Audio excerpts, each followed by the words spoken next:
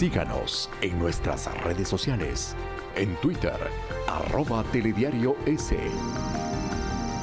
En Facebook, Telediario S. Y en la señal internacional de Ecuador TV para Estados Unidos, a través del paquete latino de DirecTV en el canal 457. Y también vía streaming para el mundo por www.ecuadortv.es. Mitad de semana, ya estamos en miércoles 27 de marzo de 2019. Es un gusto acompañarles, amigos y amigas de todo el país, a través de Telediario en las señales de Ecuador TV y Gama Visión. Empezamos de inmediato a revisar las noticias más importantes. Estos son nuestros titulares.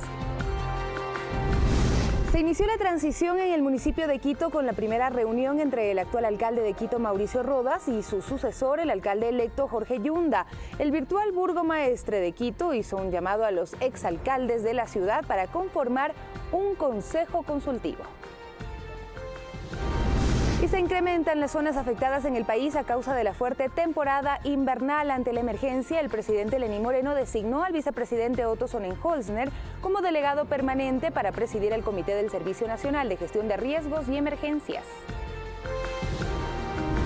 El vicepresidente Otto Sonnenholzner trabajó este martes en el Cantón Cayambe, provincia de Pichincha. Allí encabezó 2 actos para el fortalecimiento del sector agrícola.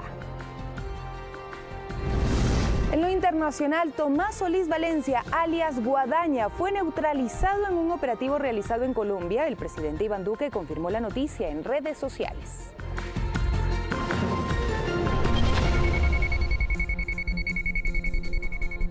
En detalle, la información de inmediato, el vicepresidente Otto Sonnenholzner trabajó este martes en el Cantón Cayambe, provincia de Pichincha.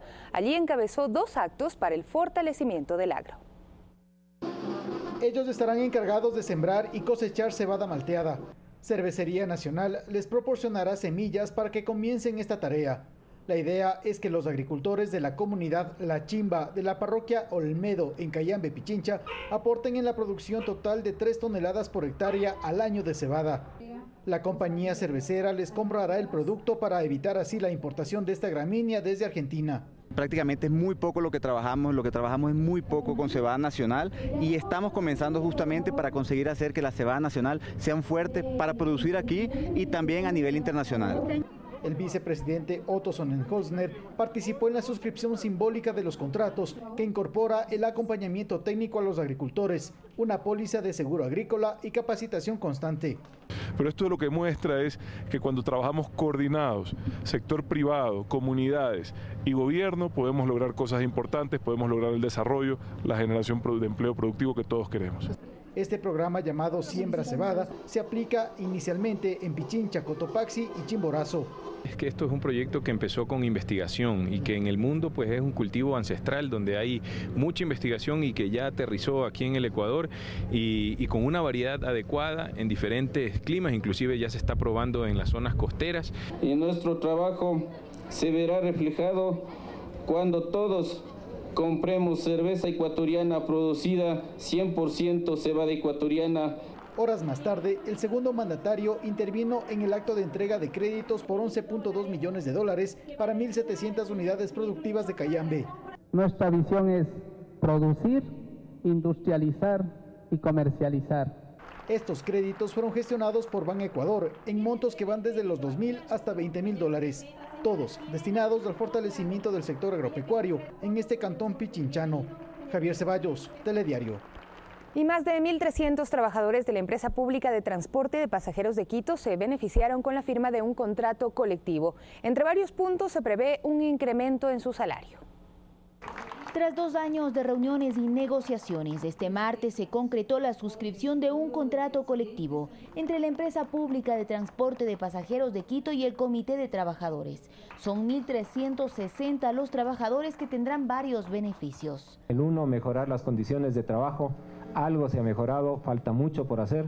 Y el otro elemento que hemos planteado y nos hemos comprometido es en dar paso a este incremento salarial y a esta mejora salarial. En lo que tiene que ver a garantías como la estabilidad, está estipulado a implementos de seguridad industrial. En esta suscripción participó como testigo de honor el ministro de Trabajo Andrés Maderos, quien ratificó su compromiso y apoyo. Que esto es una muestra más de que en el país siempre se pueden resolver los problemas dialogando, siempre se pueden enfrentar los problemas y no hay necesidad de enfrentarnos entre nosotros los ecuatorianos. De esta manera manifiestan que enfrentarán nuevos retos previo al cambio de la administración municipal. Una empresa que debe participar activamente en la planificación, en la organización, en la gestión del transporte de los quiteños, tiene un rol determinante que cumplir. Este contrato mejora las condiciones de trabajo de conductores, recaudadores, entre otros, que son parte de la empresa pública. Documento que se renueva por 2 años más. Olga Velasco, Telediario. 6 de la mañana con 6 minutos, la Asamblea Nacional resolvió con 74 votos a favor que la Comisión de Fiscalización sea la que analice la publicación del portal La Fuente de Fernando Villavicencio, titulado El laberinto offshore. Fue larga la jornada en la Asamblea. Temprano, Ronnie Aliaga de la Revolución Ciudadana pidió el cambio en el orden del día. Que la Comisión Ocasional de Investigación sea integrada por un miembro de cada grupo político representado en la Asamblea Nacional. Abierto el debate, se fustigó al correísmo, que es de donde surge la iniciativa, por no haber permitido la fiscalización durante el gobierno anterior. Creo que algunos se olvidan de que esta Asamblea Nacional, en el periodo pasado, calificada por nuestro pueblo como rebaño, fue cómplice de los mayores actos de corrupción. Porque en 10 años, ve, así hacían como los monitos, ve, así, así y así. Jimena Peña, una de las coordinadoras de la bancada de Alianza País, en su discurso alegó que en la Asamblea debería sintonizarse con el clamor de la gente y superar las disputas políticas. Nuestra gente no tiene trabajo, nuestra gente está preocupada por los despidos. Esos, colegas, deberían ser los temas de debate en el Pleno de la Asamblea Nacional. Finalmente se resolvió que sea la Comisión de Fiscalización quien se encargue de estudiar el caso. La sala tendrá 20 días de plazo para hacerlo. Y ese debe ser el escenario en el cual se disponga a hacer la investigación sobre esta publicación. Aunque previamente la titular de la comisión había manifestado su desacuerdo por no existir una norma expresa. Creo que es absolutamente improcedente. En el texto de la resolución también se incluyó una condena a los hechos relacionados con el espionaje dentro de la Asamblea Nacional. Alexis Moncayo, Telediario. 6 de la mañana con 8 minutos. Diana Salazar, Merck Benavides y Javier Bosques participarán de las audiencias públicas del concurso fiscal general. Esto después de que sus impugnaciones fueron admitidas por el Pleno del Consejo de Participación Ciudadana Transitorio.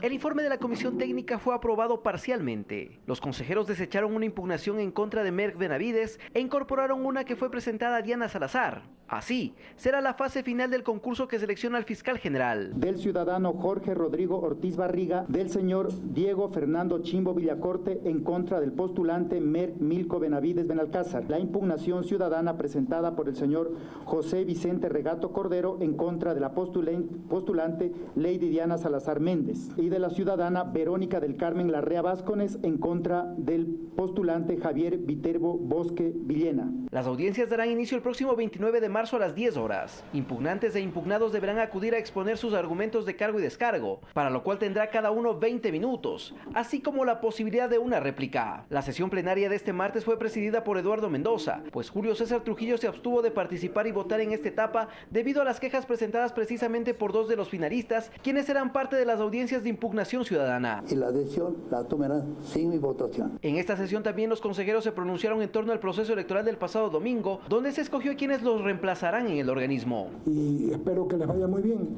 Nosotros hemos hecho un buen trabajo, esperemos que ellos hagan también un trabajo acorde a lo que exige el pueblo ecuatoriano y a lo que demanda el mismo. Y que de esta manera solo esperan la proclamación oficial de resultados del Consejo Nacional Electoral. Alex Llanos, Telediario. Y en otro tema, los cooperadores eficaces en el caso del secuestro a Fernando Balda se acogieron al derecho de silencio en la investigación que desarrolla la Fiscalía por peculado en contra del exsecretario de Inteligencia, Pablo Romero.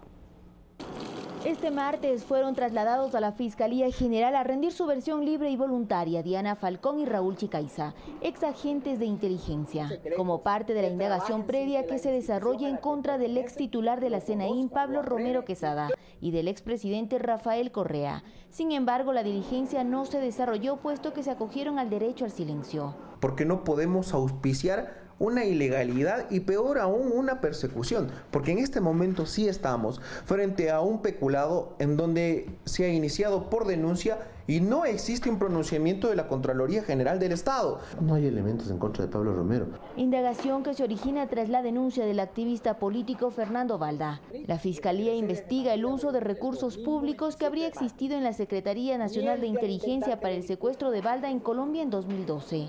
Fernando Balda fue parte del delito porque él en una de sus versiones determina y Raúl Chicaiza dice que él entregaba dinero. O sea, es una locura, él también se benefició de dineros del Estado. Por otra parte, los cooperadores eficaces Falcón y Chicaiza tienen una sentencia por su participación en el plagio de Balda de 21 meses y 22 días de prisión. Su abogado defensor anunció que hasta el jueves el Tribunal Penal deberá remitir la sentencia por escrito y tomará varias acciones. Un pedido de prelibertad o de régimen semiabierto. De su lado, el exsecretario de Inteligencia, Romero Quesada, tiene 3 investigaciones más. La de secuestro, que se encuentra suspendida la fase de juicio por encontrarse prófugo. Una indagación por incumplimiento de decisiones legítimas de autoridad competente. Y una por peculado, en el denominado caso Caminito, en torno a operaciones de inteligencia. Según Fiscalía, para la operación se entregó dineros a una persona que no existió. Dentro del proceso se ha comprobado que el señor existió, que la operación fue debidamente auditada. En este caso, Romero rindió una versión este lunes vía telemática desde España, diligencia que duró 5 horas y se realizó con la presencia de un notario. Olga Velasco, Telediario. Seguimos con más información. La fiscal general encargada Ruth Palacios anunció a través de su cuenta de Twitter el inicio de una investigación para esclarecer el supuesto financiamiento del gobierno venezolano y de una cadena televisiva extranjera al Instituto de Pensamiento Político y Económico Eloy Alfaro de Ecuador, un organismo creado en el gobierno del expresidente de la República, Rafael Correa. Según informó el presidente Lenín Moreno, en el mes de agosto de 2018, el instituto recibió una transferencia desde el Banco de Desarrollo Económico y Social de Venezuela por $281.000 a una cuenta del Banco de Desarrollo que sirvió para los pagos a sus integrantes.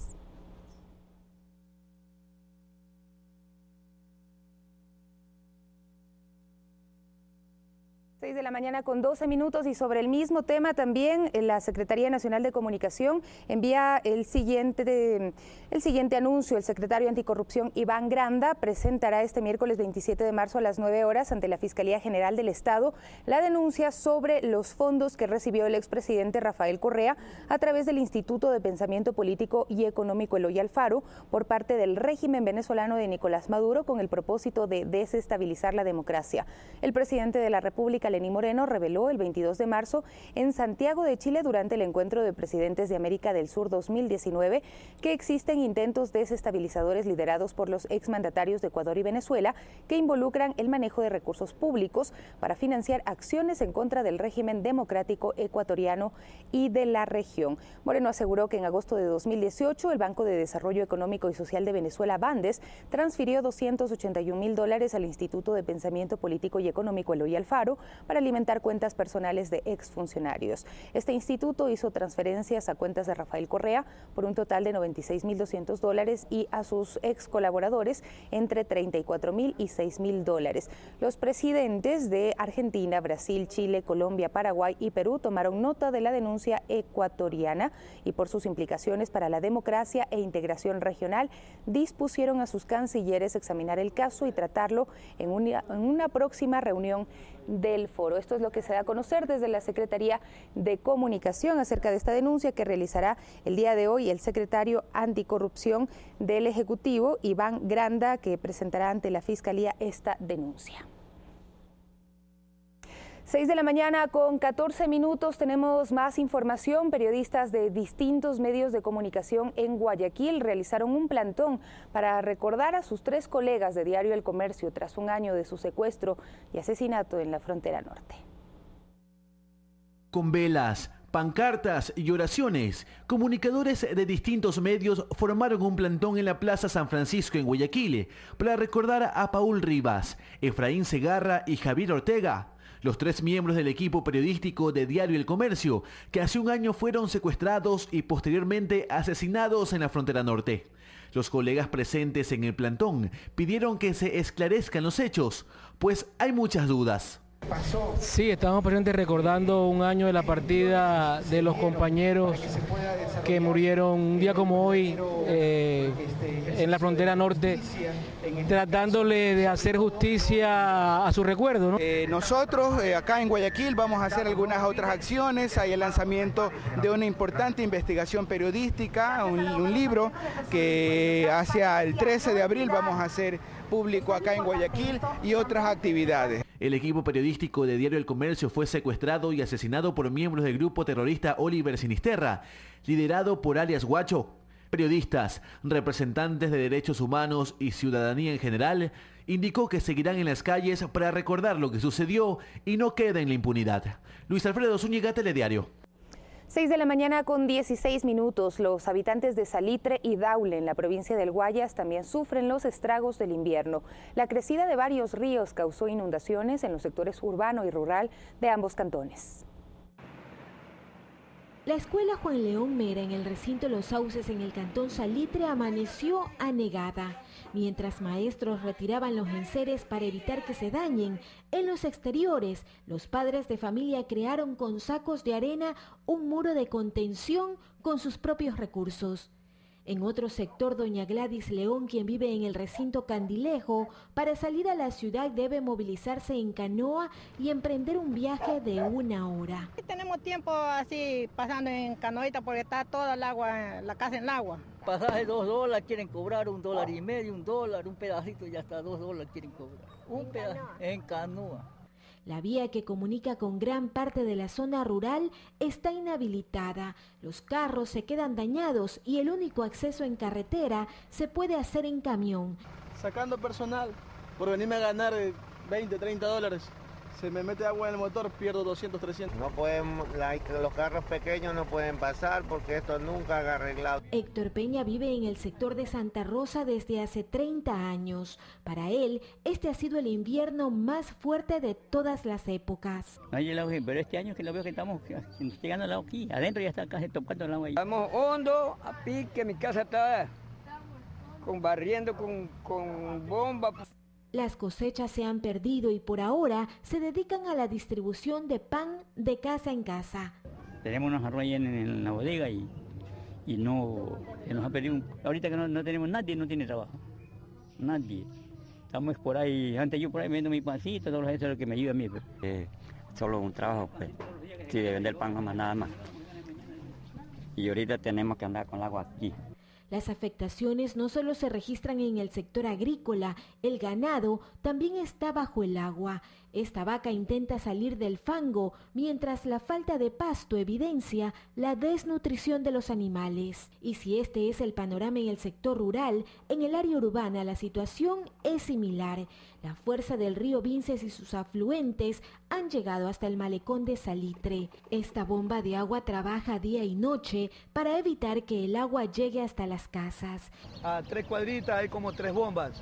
Y eso que no ha bajado un poco de aquí, lo que es la calle del malecón. En la carretera se visualiza cómo el cantón Daule también sufre los embates del invierno. Mariuxi Buenaño, Telediario. Nuestra solidaridad con los afectados y precisamente frente a este panorama que enfrentan varias provincias del país a causa del fuerte temporal invernal, el presidente de la República, Lenín Moreno, mediante decreto ejecutivo 707, designó al vicepresidente Otto Sonnenholzner como delegado permanente para presidir el Comité del Servicio Nacional de Gestión de Riesgos y Emergencias. En un comunicado oficial, la Secretaría General de Comunicación indicó que esta designación refuerza la coordinación de la política pública en beneficio de los ciudadanos afectados por desastres naturales. Y el gobernador de la provincia del Guayas, Raúl Ledesma, recorrió varios recintos del cantón Daule, donde entregó ayudas técnicas a las familias damnificadas. Ayuda humanitaria llegó al sector de El Salto y El Cañal, afectados por la etapa invernal. Cerca de 150 familias fueron atendidas con kits de comida, limpieza y agua. Según el gobernador, otras entidades públicas se sumarán a esta labor en la provincia. La medida forma parte del plan propuesto por el Gobierno Nacional que gestiona la atención en salud, educación y raciones alimenticias. Más de 100 familias que hoy día hemos visitado, estamos ayudando en lo posible por disposición del presidente de la República en esta situación tan complicada que es las crecidas de los ríos. Contra la naturaleza hay poco que hacer, pero sí hay que hacer un llamado de atención a las autoridades seccionales que en adelante pongan todo el esfuerzo, todo el presupuesto necesario para que esto no siga ocurriendo, de ayudar a estas personas en alimentos, que es lo más urgente, en agua. Ya estaremos trayendo también médicos y personal efectivo, funcionarios del MIES, para que también colaboren. 6 de la mañana con 20 minutos. Ahora vamos a Quito. Las causas del aluvión fueron diversas. Según versiones de técnicos de la empresa de obras públicas, el túnel mediante el cual debían bajar las aguas provenientes de las lluvias se taponó. La tala de árboles y las construcciones irregulares también afectan a la zona. En la parte alta del barrio Osorio, este es el panorama. Es evidente la acumulación de lodo, que continúa limpiándose. Por este canal debió pasar la fuerte lluvia del viernes anterior, pero no fue así. El agua bajó por otro lado y generó afectaciones en el barrio Osorio. El flujo de lodos bajó más o menos con una altura entre 4 a 6 metros, cubriendo todo el ancho del cauce. Con el aluvión incluso colapsó la estructura de contención. Esta estructura ya recibió el impacto, una parte se quedó ahí, pero como el evento fue tan grande, saltó y continuó. Y mientras iba bajando, seguía desgarrando los taludes. Las aguas debieron ingresar a este reservorio, que es profundo y tiene el tamaño de una cancha de fútbol, para que no se inunde la zona poblada. El canal que lleva las aguas hacia allá es lo que se taponó por lo que venía el aluvión con piedras, árboles y con todo lo demás, como hemos visto. Pero el aluvión del viernes 22 de marzo no fue el primero. En el año 1985, los pobladores aseguran que ya existió un hecho similar. El agua bajó por las calles y continuó por la misma Manuel Valdivieso hacia la Brasil y hacia la Prensa y luego hacia el terminal aéreo. En ese tiempo el aeropuerto estaba aquí y hubo que suspender los vuelos porque el lodo llegó a anegar el terminal aéreo.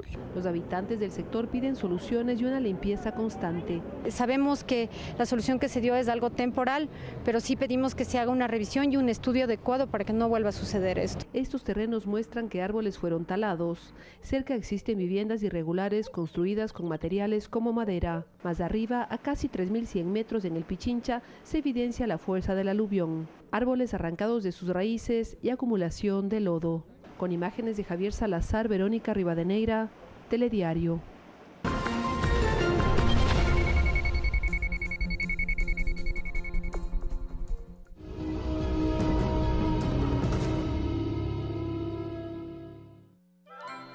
Ella es Itoko, una joven distraída, contradictoria. No tiene nada de malo. ¿Por qué no puede la hija de un vendedor de kimonos usar una papa? ¡Silencio! Un tanto peleona. Llamo Itoko Ohara.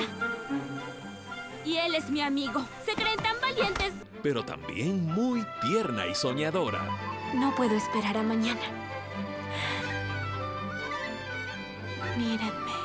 Conoce a Itoko más cerca, en Clavel. De lunes a viernes, 21 horas. Por Ecuador TV. Comparte la emoción.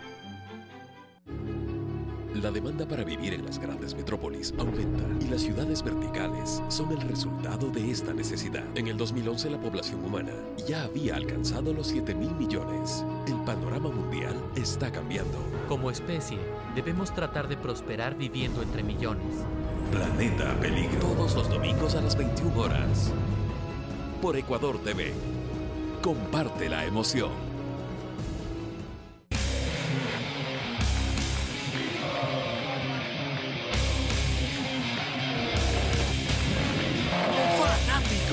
Como tú. Comparte la emoción. Las historias continúan. Y Christian Johnson te invita a conocer cómo se ganan la vida los ecuatorianos en Estados Unidos. Algunos lo hacen conduciendo, Todo el mundo me conoce como Paquita la del Mundo. Otros vendiendo el sabor de nuestra tierra. ¿Cuál es el secreto de Espumilla ahora? Oh, el secreto, la guayaba. Entérate qué labores hacen los ecuatorianos en el extranjero. ¿Por qué te gusta hacer esto? Porque así me gano la vida. 593 Ecuador, todos los sábados a las 19 horas, por Ecuador TV. Comparte la emoción.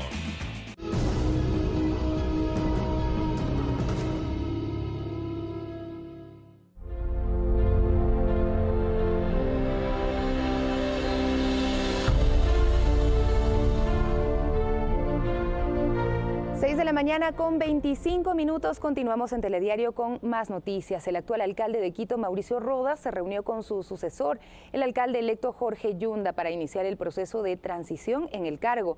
El virtual burgomaestre de la capital aseguró que dará continuidad a las obras a favor de la ciudadanía. En uno de los salones protocolarios de la Alcaldía de Quito se dio la primera reunión de trabajo de transición que, según Mauricio Rodas, inició desde el pasado mes de enero y que es la primera vez que ocurre en la administración. Invitarlo a continuar con este proceso de transición ordenado junto con usted y su equipo, contando también con el acompañamiento técnico del Programa de Naciones Unidas para el Desarrollo, para también conocer cuáles son las áreas prioritarias de su gestión. A dar continuidad a las obras porque se han hecho con dinero del pueblo de Quito. El virtual burgomaestre de Quito, Jorge Yunda, hizo un llamado a los exalcaldes de la capital para formar un consejo consultivo para las grandes decisiones de la ciudad. Toda la experiencia, todo lo que ustedes llevan de la administración pública va a servirme mucho para no poder tropezar en algunas circunstancias que a lo mejor tengamos que tomar decisiones. Mientras que en los programas sociales que el municipio maneja a través del Patronato San José, Yunda ya habría designado a la persona responsable. Comenzar la transición del eje social del Patronato San José con su hermana Liliana Yunda. La reunión de trabajo se llevará a cabo esta semana. Dejamos 100.000 beneficiarios directos a través de programas sociales como nuestros queridos Guaguacentro, nuestro sistema integral de atención al adulto mayor, nuestro programa de erradicación de la violencia y el acoso, como es Bájale al acoso, pero también programas como atención a personas con discapacidad o también nuestro programa de jóvenes, que son 3 Casametro, y nuestro Circo de Luz. De acuerdo al cronograma electoral, la posesión del alcalde de Quito se llevaría a cabo el 14 de mayo próximo. Valeria Villarroel, Telediario. Y si bien el candidato Jorge Yunda alcanzó la alcaldía, apenas logró 3 escaños en el Consejo Metropolitano, mientras que la mayoría corresponderían a la lista 5 que acompañó a la candidata Luisa Maldonado. Las curules serán definidas en los próximos días.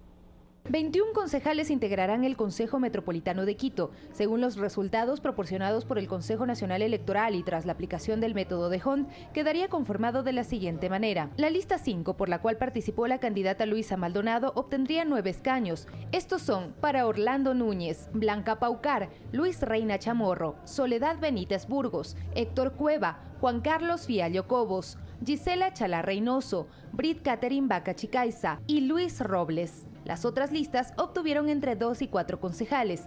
La Izquierda Democrática, liderada por Paco Moncayo, logró 4.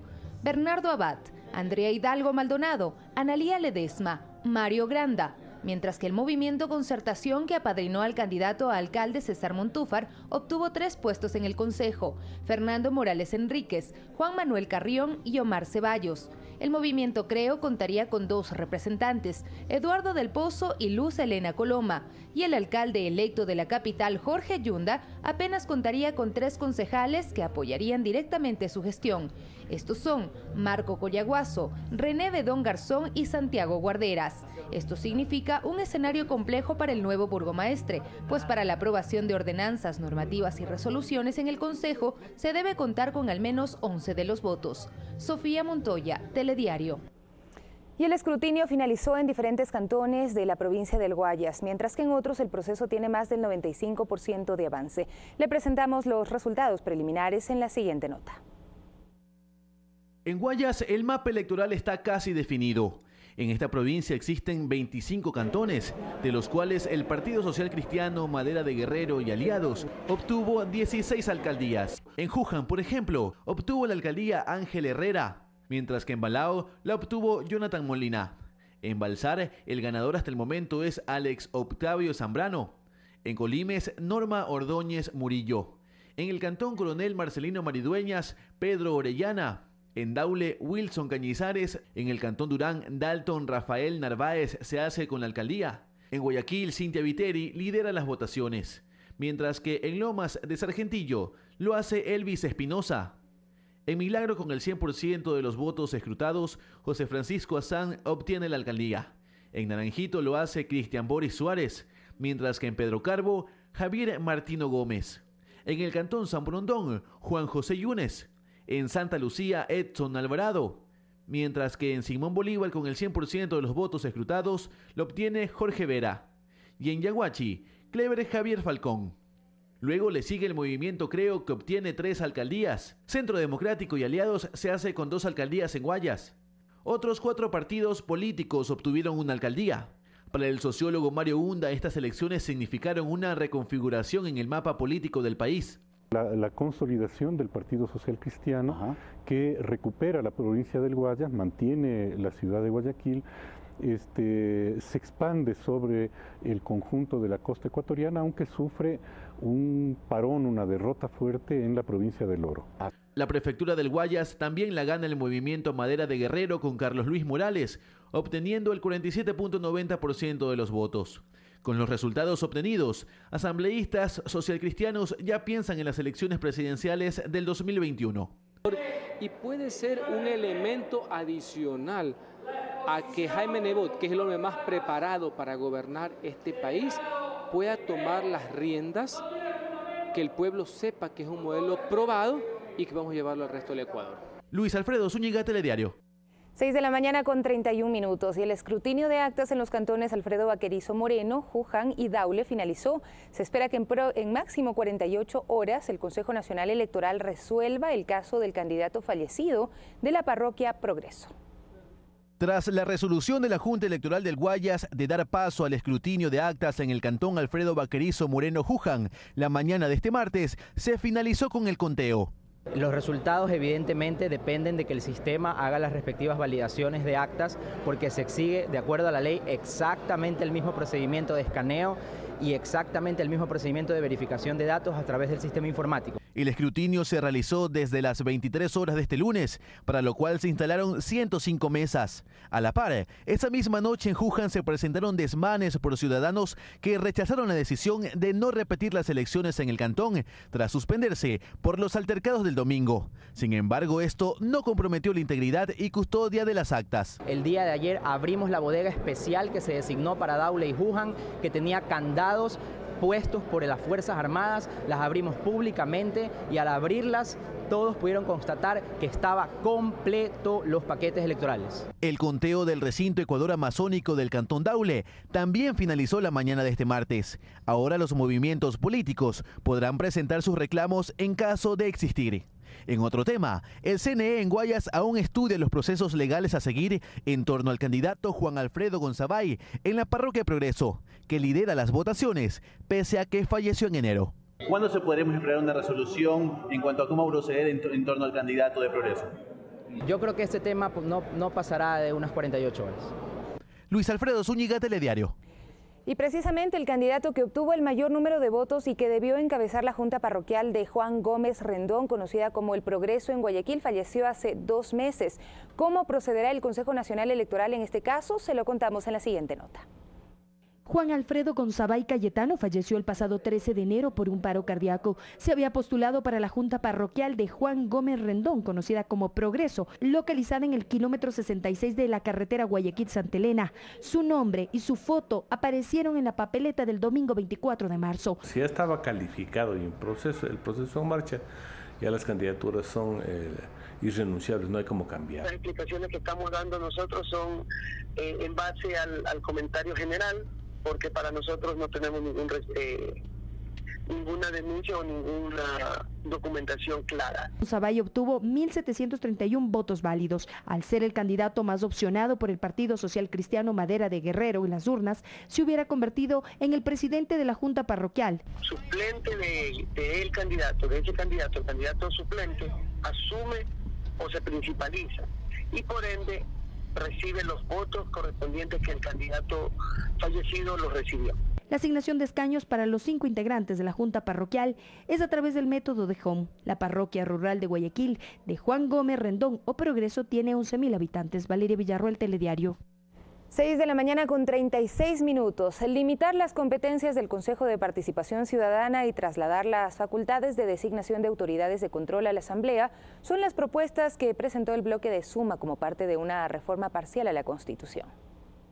Fue una de las discusiones alrededor del último proceso electoral, el futuro del Consejo de Participación Ciudadana, que a criterio de sectores como Creo, liderados por Guillermo Lasso, debería desaparecer. La mitad de los ecuatorianos no votó por ninguno de los candidatos al Consejo de Participación Ciudadana. Pero para eso se requieren pasos previos. Uno de ellos lo propone el bloque de Suma, que vía reforma parcial a la Constitución busca reducir el campo de acción del organismo. Que vaya inmediatamente a la Corte Constitucional para analizar su constitucionalidad y luego en 90 días aquí en el Pleno de la Asamblea Nacional debatir para que termine en las manos del pueblo ecuatoriano y en referéndum. Competencias como la de designar a las autoridades de control a criterio de los miembros de Suma deberían regresar al primer poder del Estado, que es la Asamblea. No estamos tratando de inventar nada, lo único que queremos es que vuelva la lógica y que vuelvan las funciones al Parlamento Nacional. Criterio que empata con el del independiente Liceo Azuero, aunque reconoce que ese mecanismo, usado en el pasado, tenía reparos. No estoy diciendo que es lo ideal, pero lo uno versus lo otro,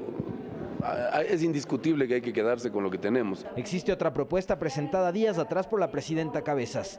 En Alianza País esperan tener un debate interno para llegar con una postura definida al Pleno. Yo considero que sí debe mantenerse, pero siempre y cuando se manejen bajo las competencias que les corresponde a ellos. El Partido Social Cristiano también es crítico del organismo nacido en la Constitución de Montecristi, pero abren la posibilidad de un debate que gire alrededor de las posibilidades para suprimirlo. El que manda, el soberano es el pueblo y la decisión del pueblo es eliminar el Consejo, tenemos que respetarlo. Alexis Moncayo, Telediario.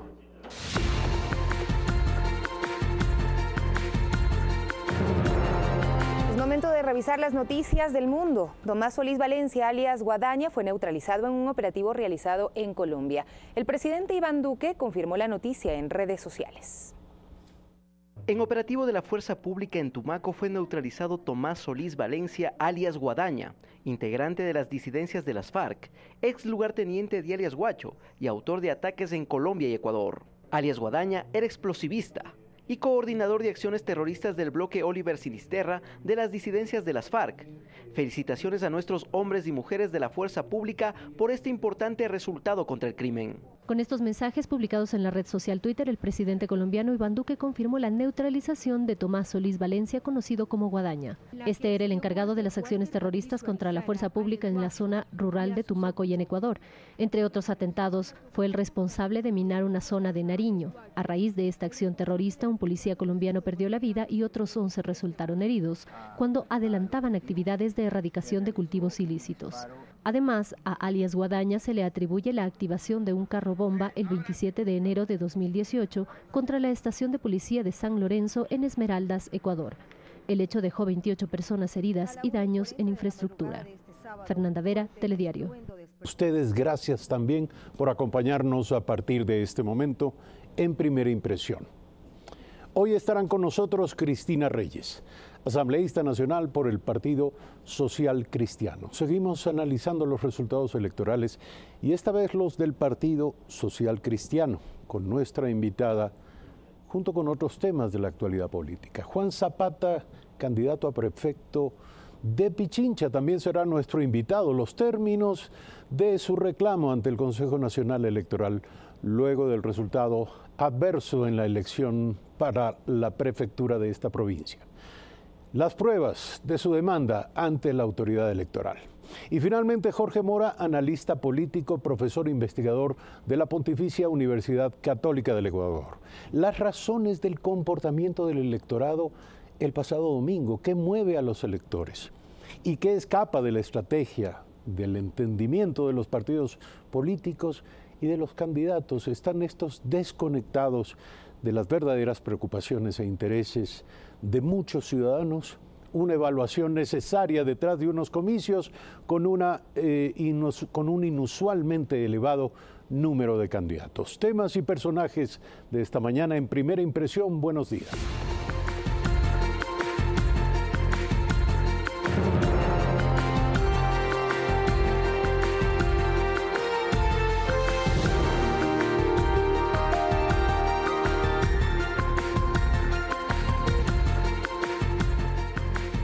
Son las 6 de la mañana con 57 minutos. Gracias como siempre por dispensarnos su compañía.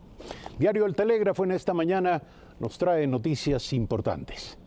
El exceso de candidatos incidió en la baja votación. Un análisis de lo acontecido el domingo anterior. 73 de los 221 aspirantes a las alcaldías obtuvieron triunfos con menos del 35% de los sufragios. Esto marca ciertamente un elemento a discutir, analizar respecto del resultado electoral.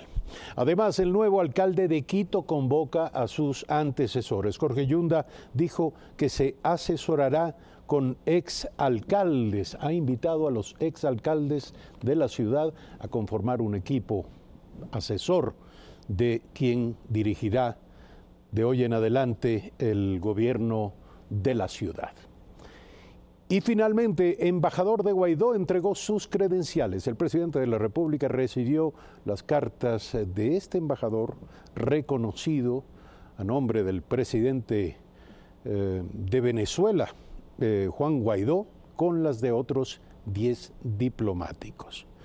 Estas y otras informaciones esta mañana nos trae Diario El Telégrafo. Les recomendamos que ustedes consigan su ejemplar. La fiscal general encargada Ruth Palacios anunció a través de su cuenta de Twitter el inicio de una investigación para esclarecer el supuesto financiamiento del gobierno venezolano y de una cadena televisiva extranjera al Instituto de Pensamiento Político y Económico Eloy Alfaro del Ecuador, un organismo creado en el gobierno del expresidente Rafael Correa. Según informó el presidente Lenín Moreno en el mes de agosto de 2018, este instituto recibió una transferencia desde el Banco de Desarrollo Económico y Social de Venezuela por $281.000 a una cuenta del Banco de Desarrollo de Ecuador. Esta cuenta habría servido para pagar el trabajo de sus integrantes. Y sobre este tema, el secretario Anticorrupción Iván Granda informó que presentará una denuncia ante la Fiscalía General del Estado para que se inicie una investigación sobre los fondos que recibió por parte de Venezuela el expresidente Rafael Correa a través de este llamado Instituto de Pensamiento Político y Económico Eloy Alfaro. El secretario también entregará información al respecto a la Cancillería para que sea compartida con los presidentes de varios países sudamericanos para su conocimiento y para acciones pertinentes.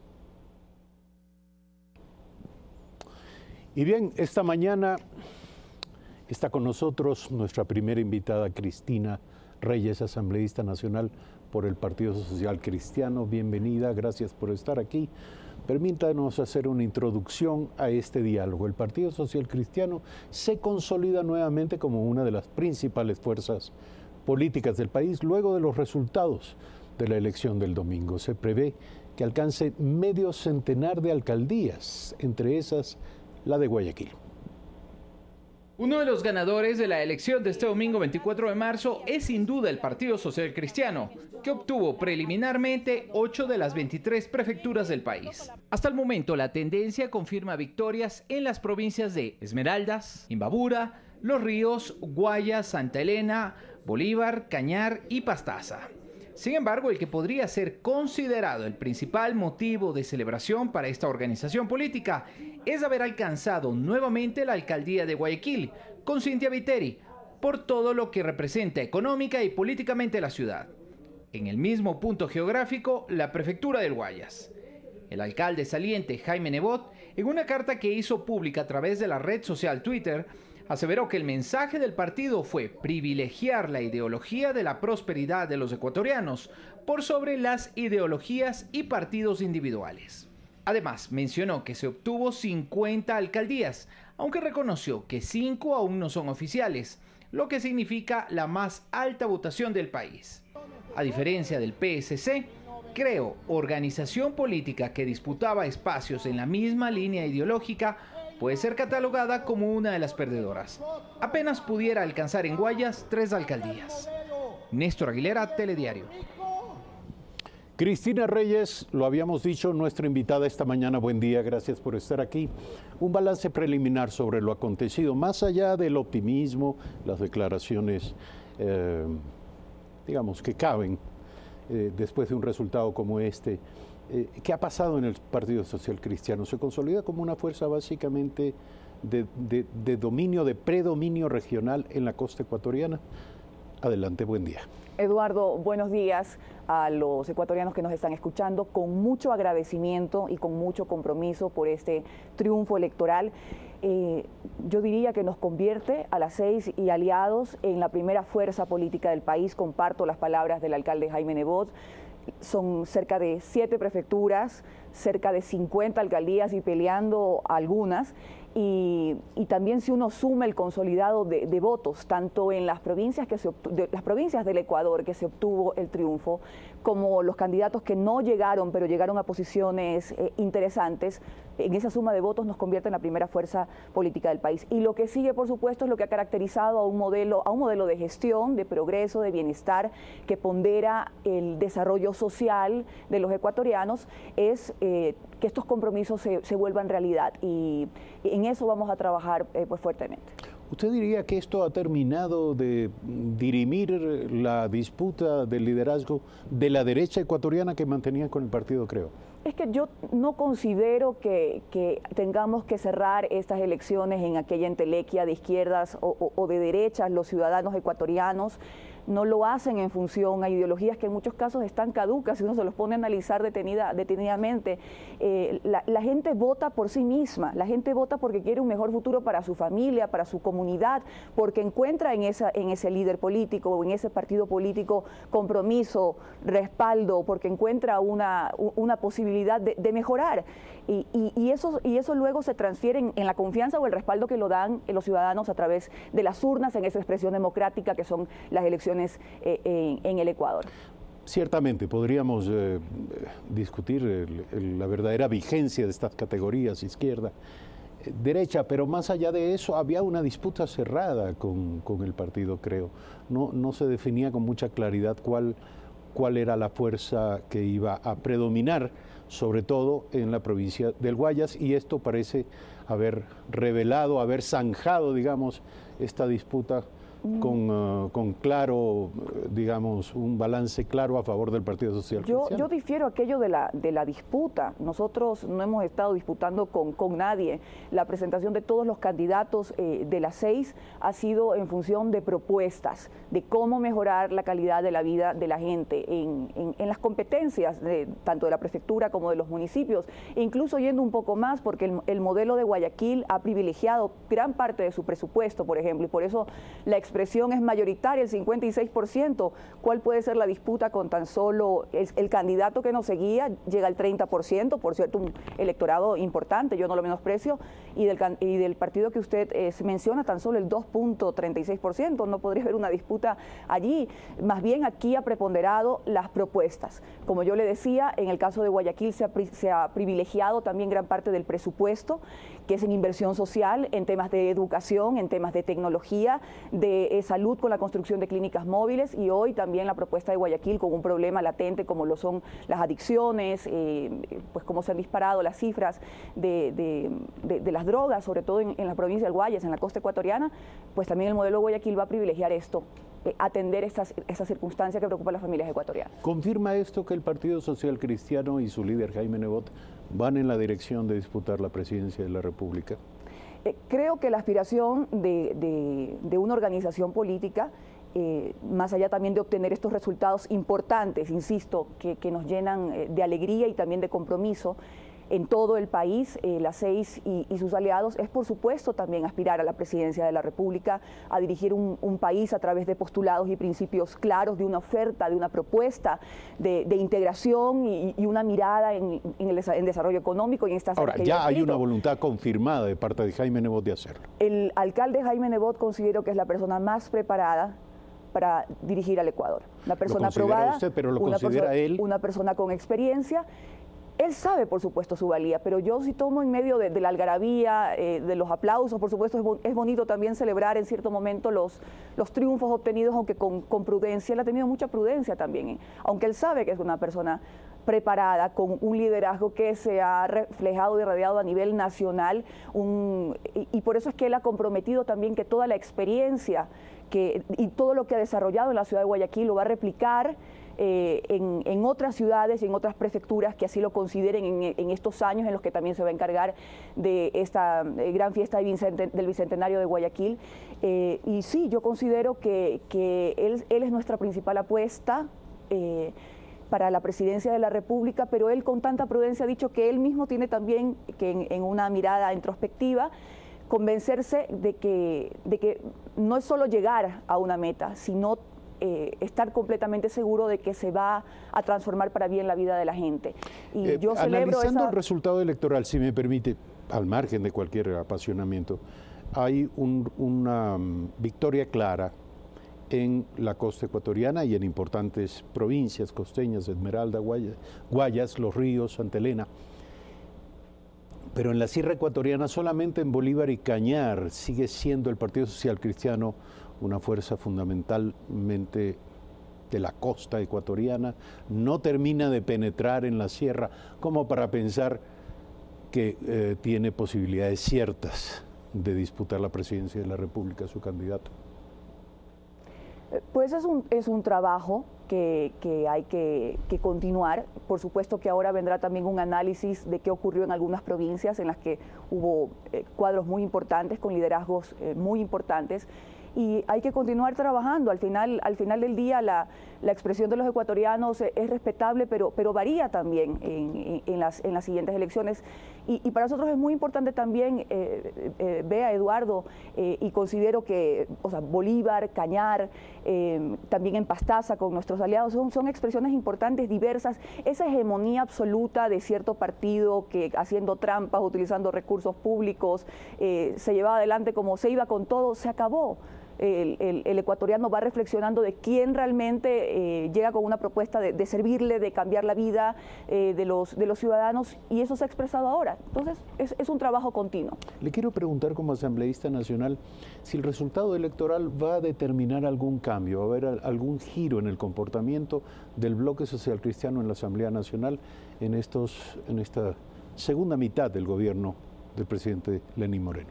Bueno, como le digo, nuestro comportamiento es coherente con las propuestas y los compromisos que hemos asumido con los ecuatorianos, más allá de los resultados electorales. Nos ha tocado también hacer un trabajo en la Asamblea Nacional en absoluta minoría, pero un grupo de 7 personas levantaban la voz de todo un pueblo que sentía que medidas económicas, en el caso del expresidente Correa, o medidas antipopulares que atentaron contra maestros, policías, militares y demás, y nos tocó levantar. Nuestro trabajo va a continuar de esa manera, el trabajo de fiscalización y las propuestas que tenemos en materia de seguridad social, derechos de los trabajadores, la lucha contra la corrupción va a continuar adelante. Cierto es que se deben recomponer la representación de la Asamblea Nacional. Esta también hegemonía. ¿Quién debería presidir la Asamblea? Esta hegemonía arbitraria de llevarse todas las comisiones, obviando como los ecuatorianos, y en la última elección ya hubo una representación clara de que los gobiernos, de que los ciudadanos ya no están por una corriente política que ciertamente ha tenido resultados realmente no tan importantes. Se refiere a Alianza País. Alianza País, que podría considerarse, según algunos de los analistas, como una organización política que no obtuvo las victorias. Sin duda. De antaño. La Revolución Ciudadana obtuvo 2 importantes triunfos, pero tampoco es la expresión y ese análisis también hay que hacerlo. Entonces yo creo que sí hay que recomponer las fuerzas de la Asamblea en función de que haya mayor pluralidad, diversidad. Claro que tenemos allí nuestras aspiraciones en función de una mayor representatividad en la directiva de la Asamblea Nacional, de las presidencias de las comisiones, pero no por una representación política, porque nos interesa a nosotros, más allá de merecerlo, sino por llevar adelante un trabajo por los ecuatorianos en el que nos hemos comprometido. ¿Quién debe presidir la próxima Asamblea Nacional? No se lo pregunto en términos de nombres de personas en concreto, sino en representación de qué fuerzas. ¿Quién debería presidir la Asamblea? Yo diría que debe ser una persona que realmente logre un consenso, pero no un consenso solamente como una palabra, que no anule el pensamiento del otro, que es la expresión de muchos ecuatorianos que piensan diverso. Una persona que tenga prudencia a la hora de expresarse, que tenga respeto, sobre todo por los ecuatorianos, que tenga la voluntad y la decisión firme de reivindicar a la primera función del Estado, que ha sido salpicada lastimosamente por una serie de actos, y que tenga también manejo político con las otras organizaciones. Venimos, como digo, de esta hegemonía política arbitraria que ninguneaba el pensamiento diverso, y eso ha cambiado en el Ecuador. Hay un pensamiento dice una diverso persona que accede a la presidencia de la Asamblea a nombre de un consenso. Ese consenso, ¿en función de qué acuerdos? ¿Cuáles son los grandes temas que usted considera deben ser materia de acuerdo? Sin duda, en materia económica, aunque esto la dirige el gobierno, pero recordemos que también, y la Asamblea pasada tuvo gran responsabilidad en la debacle económica a través de esa generación de impuestos que por el déficit del gobierno, por su despilfarro, por su corrupción, siempre veía en el ciudadano, en la empresa privada. Incluso llegaron al extremo que hasta para atender una desgracia como ocurrió en Manaví y Esmeraldas tuvieron que ir al aumento impositivo, y eso ha sido un desastre, el tema de la reconstrucción que ahora está siendo investigado incluso por la justicia. Entonces, en materia económica hay que tener un consenso. A propósito también del acuerdo con el Fondo Monetario Internacional, nunca vamos a permitir, por lo menos de la Asamblea Nacional, que sean los ciudadanos los perjudicados.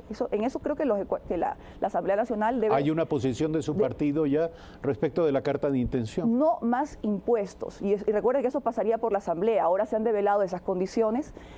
Sabemos de que se va a ir hacia un recorte significativo del Estado. Por supuesto que también nos preocupa saber en qué circunstancias, porque hay gente que sale a la calle, cuál es el plan de contingencia para estas personas, cuáles son los planes de desarrollo de la empresa privada en el país, donde claramente se genera el empleo productivo. Se habla también de dinamización del mercado laboral. Bueno, ¿cuáles van a ser las propuestas en materia laboral, las nuevas modalidades contractuales? Eso se discute en la Asamblea Nacional.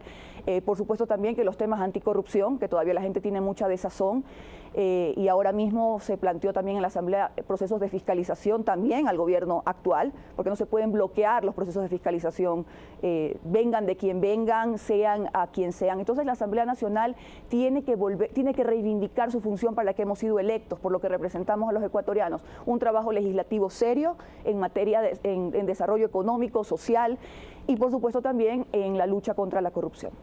Gracias, Cristina Reyes, asambleísta nacional por el Partido Social Cristiano, integrante de la Comisión de los Derechos de los Trabajadores y la Seguridad Social, esta mañana en Primera Impresión. Gracias a ustedes también por seguirnos. Hacemos una breve pausa. Al regresar, Juan Zapata, candidato a prefecto de Pichincha por la Izquierda Democrática, quien demanda que se examinen los resultados de las elecciones hasta ahora dados a conocer. Ya volvemos.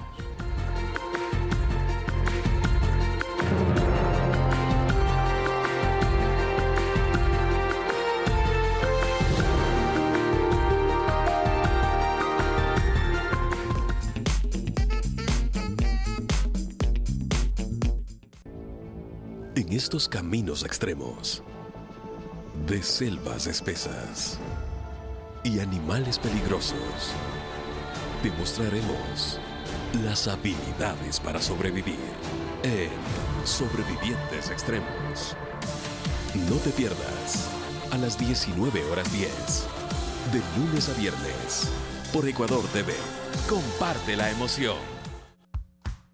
Todos quieren tener mi plan. ¿Y cómo no quererlo?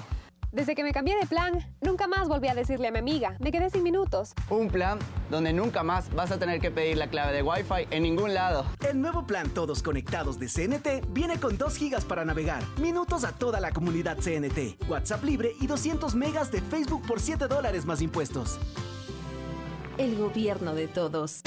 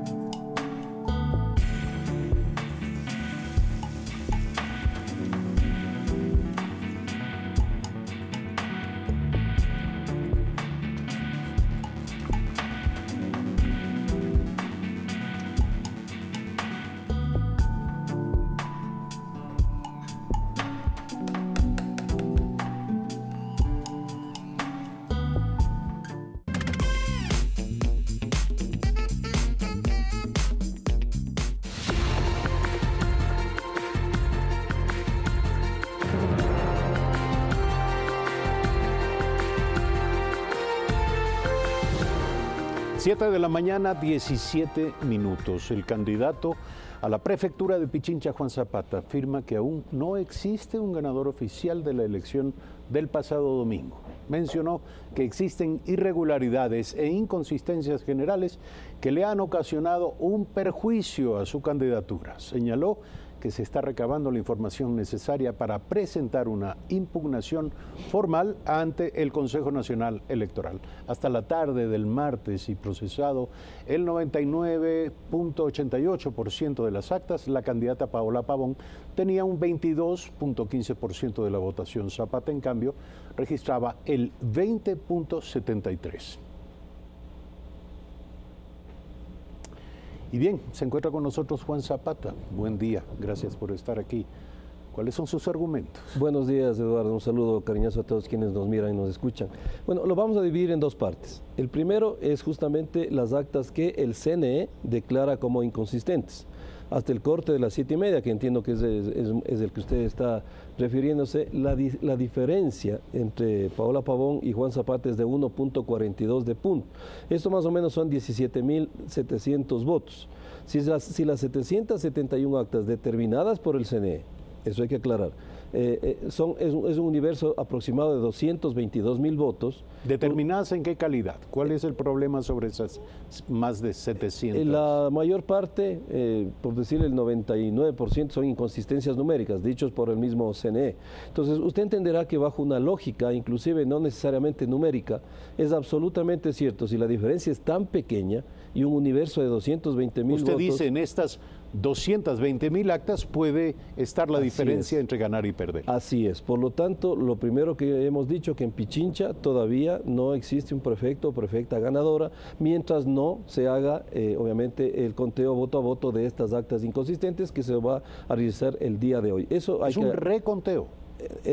Bueno, las inconsistentes tienen que abrir las urnas y hacer el voto, el conteo voto a voto, y ahí determinaremos, porque si hay un universo tan grande de votos y una diferencia pequeña, yo creo que el país me va a entender que la prefectura de Pichincha todavía está en juego, todavía está en competencia. Eso es lo que he dicho. Lo que pedimos es una palabra absolutamente clara, que es transparencia.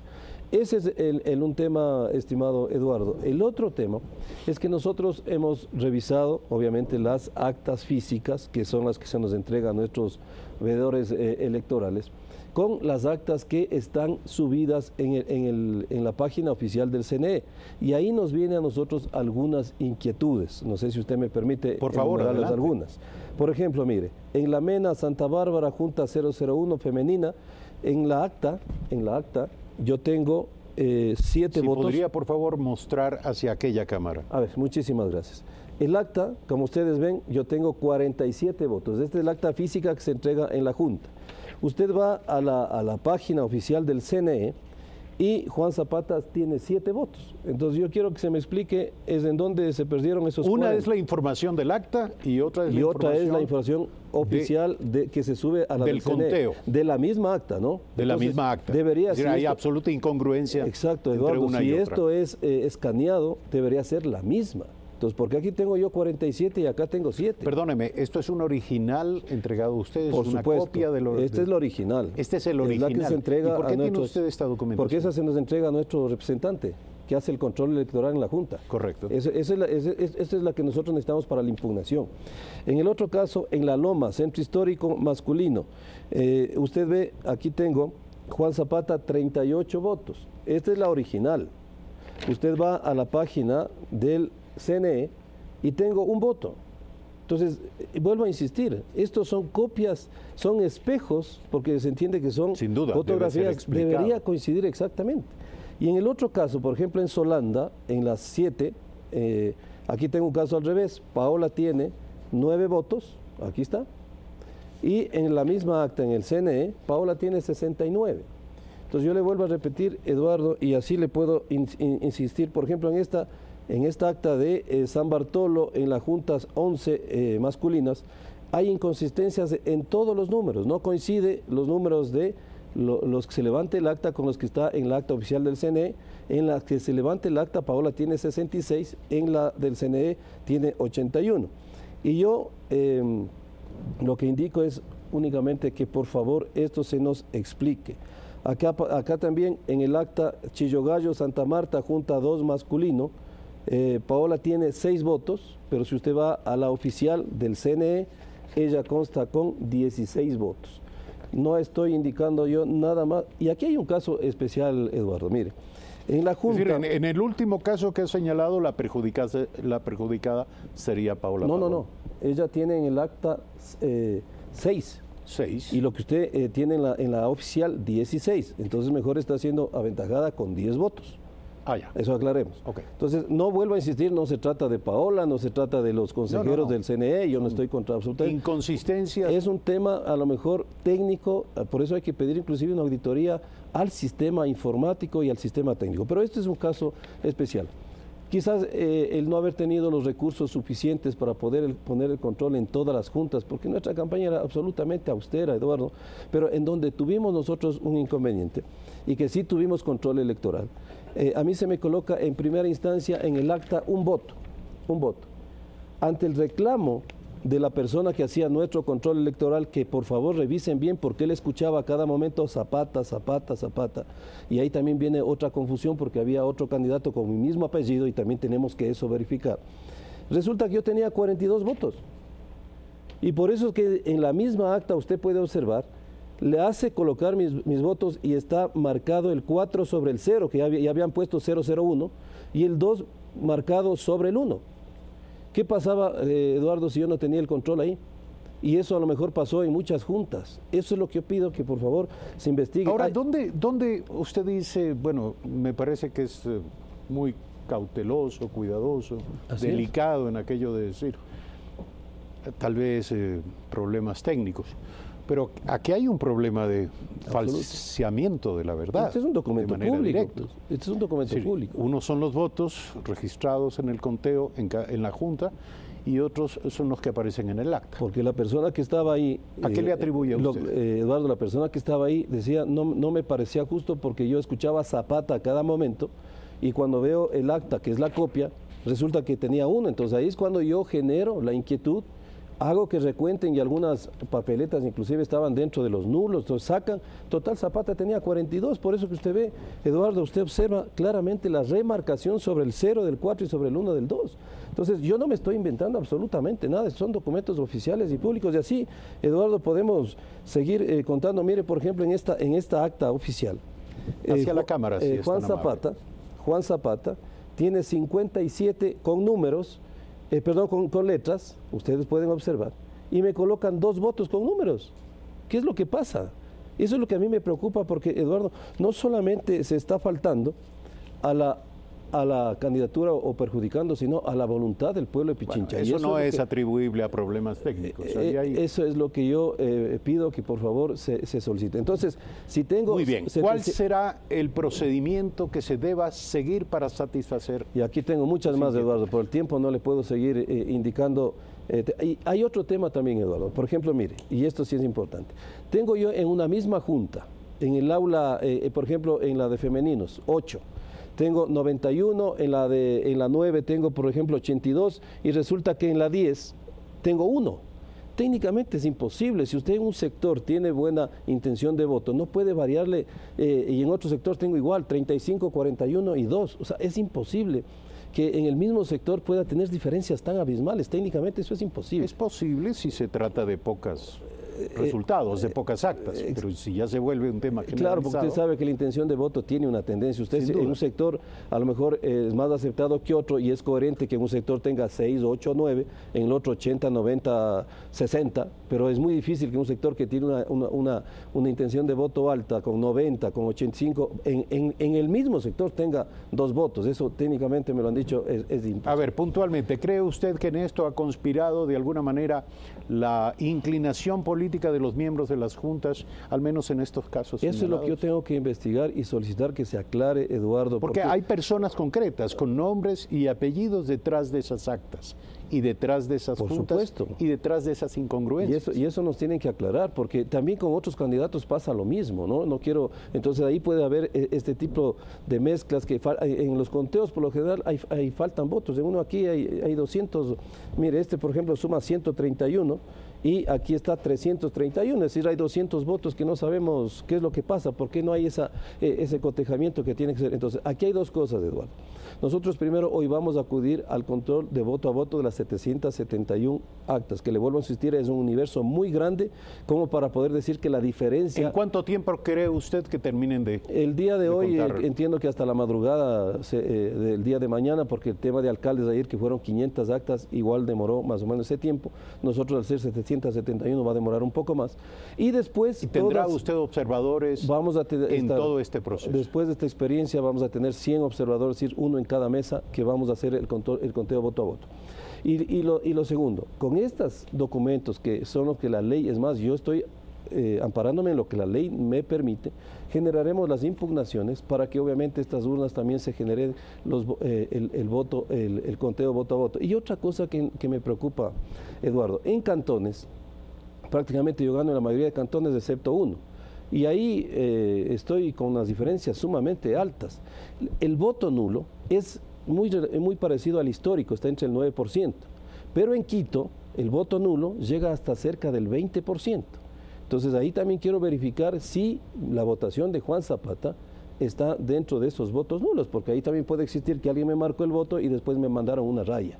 Entonces esas cosas, y le vuelvo a insistir, Eduardo, se trata de transparencia. Sin duda. Y yo... Aquí no estamos hablando de nada más que de con pruebas, Eduardo, yo no me estoy inventando absolutamente nada, son documentos oficiales. Yo le agradezco a Paola que ha hecho un llamado, inclusive para que todos apoyemos, encantado, pero sobre todo, como le vuelvo a insistir, cuando se ratifique la voluntad de Pichincha, seré el primero en reconocer, felicitar y apoyar a quien sea electo. Y en el caso, si esta situación varía, obviamente que sea la voluntad del pueblo de Pichincha la que sea reflejada en las urnas con transparencia. Juan Zapata, estaremos pendientes de lo que ocurra. Muchísimas gracias. Gracias Eduardo. por estar aquí.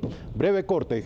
Jorge Mora, analista político, profesor e investigador de la Universidad Católica, nos acompañará en un instante para analizar esta desconexión entre los partidos políticos y los verdaderos intereses de los electores. Ya volvemos.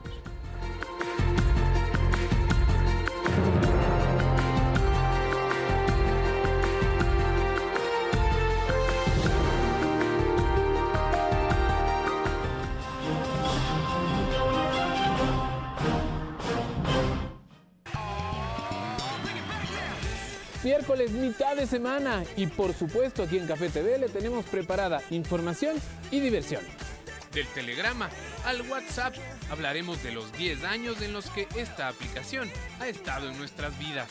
Además, tendremos la segunda parte del tema de las utilidades. ¿Sabe usted cuáles son las consecuencias de no generarlas? Se lo contaremos aquí. Tendremos también música, gastronomía y teatro, mientras festejamos su Día Mundial. Todo eso y muchísimo más, como siempre, a partir de las 10:40 de la mañana, aquí por la señal de Ecuador TV. Comparte la emoción. Noticias, política, cultura, actualidad. Una mirada a profundidad de los acontecimientos de nuestro mundo. Enfoque Mundial.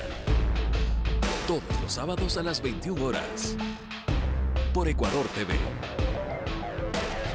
Comparte la emoción.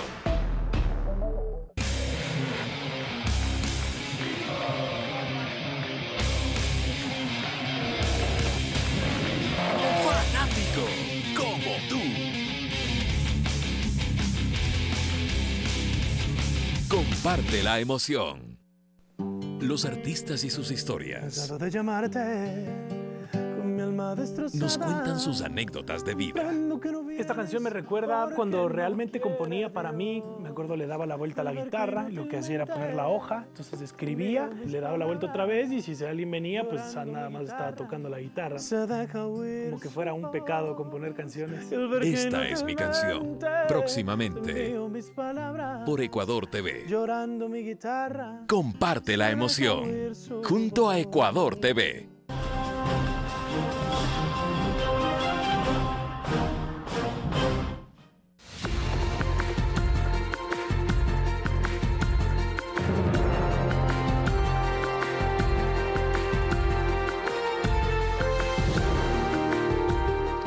manera de introducción para nuestro último diálogo, el analista político y docente universitario Mario Aunda habló de la reconfiguración del mapa político en el Ecuador después de las elecciones del último domingo y se refirió a las principales fuerzas que gobernarán. El diálogo con Telediario también giró en torno a lo sucedido con las encuestas y sus evidentes errores. Las encuestas son los que mostraron al candidato Paco Moncayo como el virtual triunfador. Así es. Pero nosotros hemos visto en las últimas elecciones, en los últimos periodos electorales aquí en el Ecuador, que las encuestas no han andado muy finas al momento de atinar con la voluntad ciudadana. Finalmente no han logrado garantizar la confianza de la ciudadanía por los resultados tan equivocados que han presentado. Claro, allí puede haber varios motivos, no habría que hacer un análisis un poco más profundo. Uno puede ser errores en las encuestas, ¿no? Pero otro puede ser que la población no confía tanto en las encuestas como para decir abiertamente lo que piensa hacer en el momento de las elecciones. O sea, la población guarda en reserva su intención de voto, lo cual descuadra los trabajos de las encuestas. La diferencia entre los resultados entregados antes de los comicios por las encuestadoras y los resultados reales dio cuenta de una enorme brecha. Pero esta brecha no solo es resultado de una mala estimación en términos numéricos, en cantidades, también tiene que ver con un problema de calidad. Y esto ya aborda una cierta desconexión entre los partidos políticos, los estrategas políticos y la ciudadanía. Parece no haber una correlación directa entre el discurso de los partidos políticos y los verdaderos intereses de las personas. Sobre esto queremos hablar con nuestro invitado Jorge Mora, analista, profesor, investigador de la Universidad Católica. Buen día. Buenos días, Está gracias planteado por la el invitación. Sí, yo tengo la impresión de que se han hecho algunas lecturas con las cuales no comparto necesariamente, porque primero habría que entender que hay un espectro político y las reglas de juego son difíciles. ¿Cómo es posible que tengamos 80.000 candidatos? Y eso dispersa, eso hace que el espectro sea grande. El otro asunto es por qué hay 80.000 candidatos. Desde mi punto de vista es que existe una enorme desocupación. Vamos a ver, ahora que están elegidas las personas, vamos a ver qué pasa con estas personas que han perdido el trabajo, que han perdido la elección, pero tienen que seguir viviendo y tienen familias que atender. Y en este caso, me parece que se jugó y se Usted jugó dice de manera que la participación es una estrategia de autoempleo. De autoempleo, por supuesto, porque no hay otra forma de explicarlo. Si el empleo estuviese en límites normales, digamos un 8, un 7%, a la larga yo creo que no llegaríamos a unos 20.000 candidatos, pero son 80.000, que denota una realidad social escondida. Diríamos que los candidatos son pequeños emprendedores. Pequeños emprendedores o personas que están intentando buscar solucionar sus problemas de familia a través de la política. Y en esa parte me parece que es preocupante. El otro asunto es que cómo se llega a las personas. Desde el punto de vista personal, yo voy en mi vehículo y escucho la radio y encuentro que hay un nombre que lanza una idea y que me dice un número. La verdad, yo no tengo forma de entender qué es lo que me está diciendo, o quién me lo dice, o para qué me lo dice. El momento que vamos a las urnas, resulta que encuentro unas papeletas enormemente grandes con una cantidad de rostros que no me dicen nada, salvo aquellas personas que son o muy conocidas por la política o muy conocidas por la farándula. Y aquello distorsiona, aquello hace que nuestra calidad de democracia no tenga los límites esperados. A la larga se vuelve la farandulización del voto, porque uno intenta encontrar una persona que medianamente me diga algo, sino como entiende el alcalde de Guamote, por ejemplo. Una persona que es muy buena en el canto, sin embargo, no le he visto nunca en el aspecto político, y hablamos de Quispe, por ejemplo. Pero este es un problema implícito en el sistema, es decir, usted no puede culpar de nada a quienes son personas de alguna manera reconocidas, cuyo perfil... Pero tiene mayor ventaja respecto a la intencionalidad de voto, porque en todo caso una persona que me dice, sí, trabajemos sobre el asunto de seguridad, me da un número, me invento el 240, vota por mí, no lo puede identificar. Lo grave de esto es que el proceso de selección no implica un conocimiento real, profundo del pensamiento de los candidatos. ¿Cómo enfrentar algo así?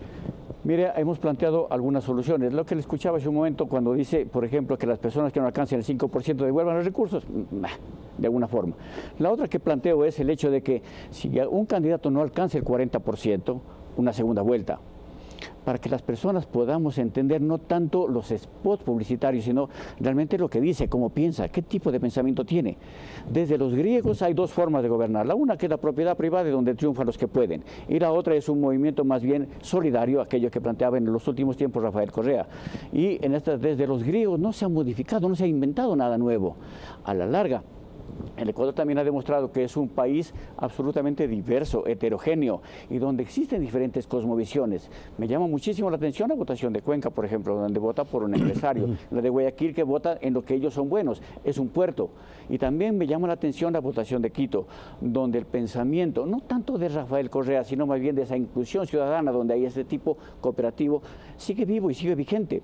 Y en este caso habría que pensar cuáles fueron los detonantes para lograr la aceptación popular los candidatos. Y tengo la impresión de que frente a una población que tiene, primero, inhabilidad para la lectura, incapacidad de entender los textos escritos o orales, una persona que tiene muy poca formación en conciencia crítica, frente a esas personas que se mueven más bien por ideas muy sueltas. Con esas características, ¿cuáles son los factores determinantes de la decisión de voto? La decisión son, primero, que sean personajes conocidos, que tengan mensajes fáciles, y la otra, el enorme pecado de yo diría, de la corrupción, de la prostitución de la política. Cuando alguien cree que alguien es un buen candidato porque te regala un saco de avena, una caja de fósforos, una cobija, un colchón. En este caso, el elector no está teniendo conciencia real de lo que significa dar el voto. Porque si a mí me convence con un saco de avena, no tengo yo realmente una conciencia, y ahí me pongo en tela de duda, ¿por qué tener el voto obligatorio? Y miren lo personal, yo soy muy bueno cuando no me obligan. Yo, como ecuatoriano, yo amo la libertad, y cuando no me obligan soy bastante bueno. Cuando me obligan, ahí es cuando tengo verdaderos problemas. Y nunca hemos tenido el voto voluntario. ¿Por qué no? Usted diría que hay que avanzar en esa dirección. Hay que avanzar en esa dirección, y aunque sea ponerlo como provisional en 10 años, veamos qué pasa. Veamos qué pasa, porque el Ecuador debe modificarlo. El hecho de la farandulización de la política viene desde los años 80, y cada vez tenemos más y más y más candidatos cuando aumente el desempleo. ¿Por qué no tomar medidas radicales? ¿Por qué no limitar los candidatos? ¿Por qué no poner el voto voluntario? ¿Por qué no tener espacios de mayor explicación hacia la ciudadanía? ¿Qué diría usted si en aplicación de lo que usted está proponiendo, en el Ecuador terminamos eligiendo presidente de la República u otras altas autoridades con el 20% de la población participante y un 80% dándole la espalda al sistema democrático? Y en este caso, ¿qué pasa con las alcaldías, sobre todo en la de Quito, ¿no es cierto? Con el 21% logra tener la alcaldía y con un consejo disperso. Va a tener enormes dificultades, y por las reglas de juego puestas por el Consejo Electoral, por el Código de la Democracia, ahí es el problema. Y los electores, los candidatos juegan con esas reglas de juego. Me parece que el señor Yunda tiene un enorme compromiso. Quizá el señor alcalde electo tenga muy buena habilidad, porque recordemos, Jorge Yunda es muy hábil, es un comunicador muy hábil, y creo que eso va a remar a su favor. Pero ¿qué pasa con el resto que no tiene esa posibilidad de negociar, y que donde la negociación se transmite, por ejemplo, en espacios de entrega de espacios de poder, y la ciudad sigue postergando? Recordemos que Quito, no obstante, ha ganado no sé cuántos premios Óscares, sin embargo no es la gran ciudad que todos pensamos.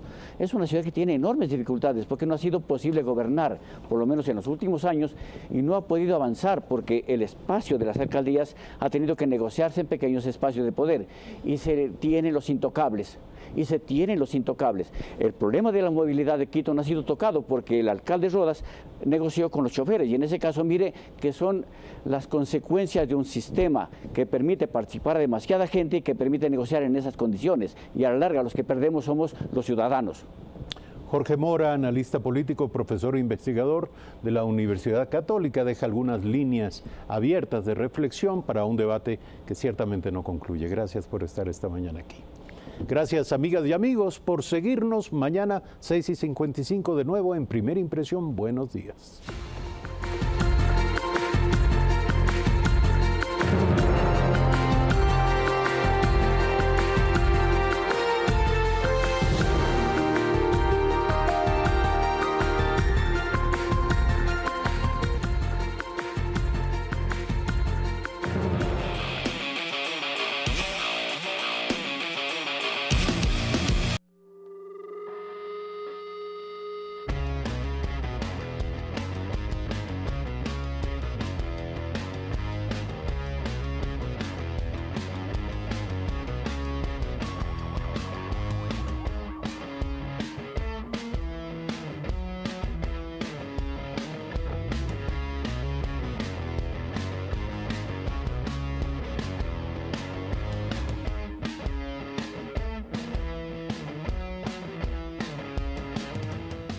Prepárate para disfrutar de una experiencia inolvidable con los mejores conciertos en vivo. La balanza se rompe. Ecuador TV y Epicentro Arte te traen a las bandas y artistas nacionales más destacados del país en un programa que te hará vibrar con pura emoción. Traigo la medicina. La Casa Invita, sábados 20 horas, por Ecuador TV. Comparte la emoción. Las historias continúan. Y Christian Johnson te invita a conocer cómo se ganan la vida los ecuatorianos en Estados Unidos. Algunos lo hacen conduciendo. Todo el mundo me conoce como Paquita la... Otros vendiendo el sabor de nuestra tierra. ¿Cuál es el secreto de la espumilla ahora? Oh, el secreto, la guayaba. Entérate qué labores hacen los ecuatorianos en el extranjero. ¿Por qué te gusta hacer esto? Porque así me gano la vida. 593 Ecuador, todos los sábados a las 19 horas, por Ecuador TV. Comparte la emoción.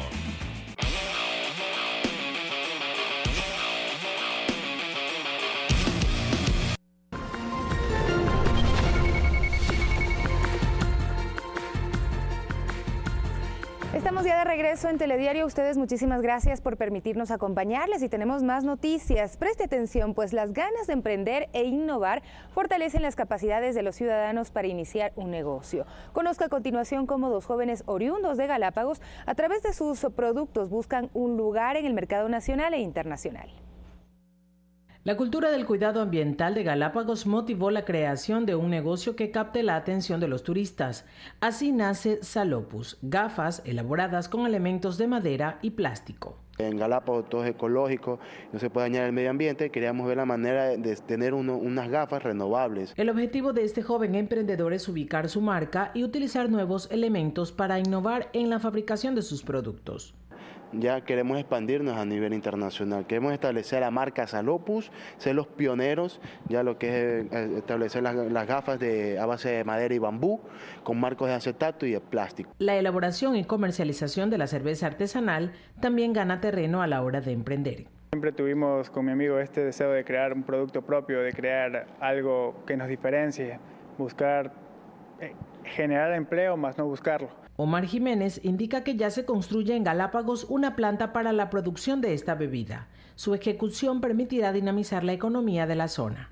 Toda la cerveza que hay en Galápagos viene de acá de la parte continental en barco, entonces los precios llegan un poco elevados. Ya haciéndola ya nosotros mismos bajamos un poco los costes también, porque el objetivo es obviamente también generar empleo para la comunidad local. Ambos emprendedores coincidieron que la clave de sus negocios es creer en sus sueños y trabajar con esfuerzo para que permanezcan en el tiempo.